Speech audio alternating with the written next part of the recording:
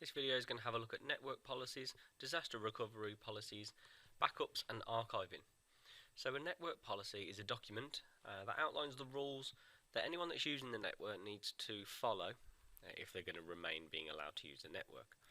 So it's put together by a dedicated group of people. It tends to be quite a long-winded document, and as I said, everyone that uses the network has to follow the rules that it outlines. So the typical things that it might include are a list of websites that you're not allowed to visit, so unacceptable websites, and certain activities that you're not allowed to do on the network, such as you're not allowed to go onto gambling websites, you're not allowed to use memory sticks possibly, you're not allowed to install any of your own software. Are just some examples of the things that it might contain.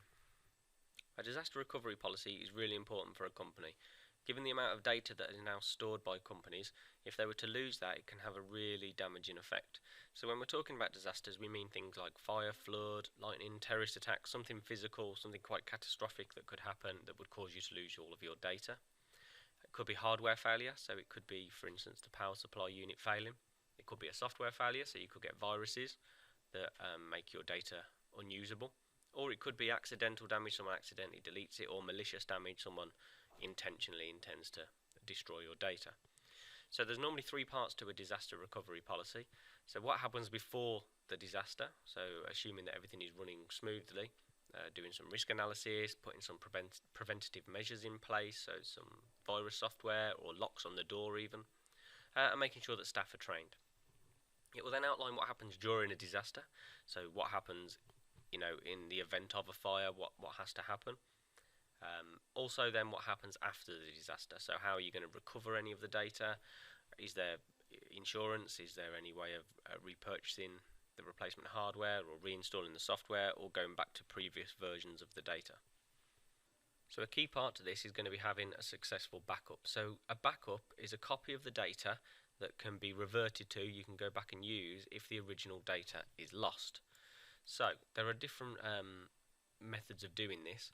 But basically all backups need to be made regularly because the older the data becomes, the less likely it is to actually be useful. It's all very well going back to a previous copy, but if it's so out of date that there's no point, then your backup strategy isn't very useful.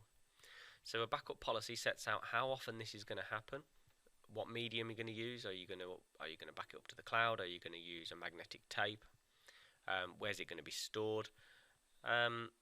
Generally, so historically it says there, so the way it always used to be is that magnetic tape was used. The magnetic tape is quite slow, however it is very cheap per bit, and it can store a lot of information.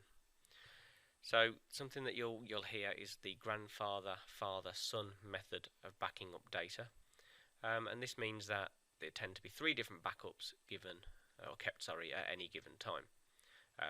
At least one of those being stored off-site, so away from the building in case there is a fire or a flood. So the oldest backup copy would be named the grandfather, and then the second oldest would be the father, and the most recent one that you've done would be called the son.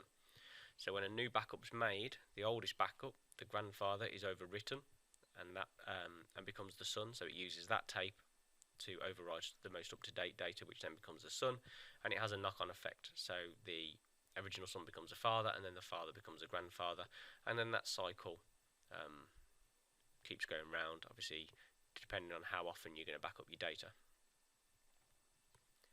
An archive is different to a backup.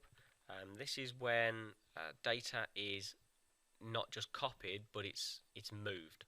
So data that's no longer being used frequently, but you still want to keep hold of it either for security reasons, legal reasons, or you just want to perhaps in the future look back at your sales, look back at your customer base.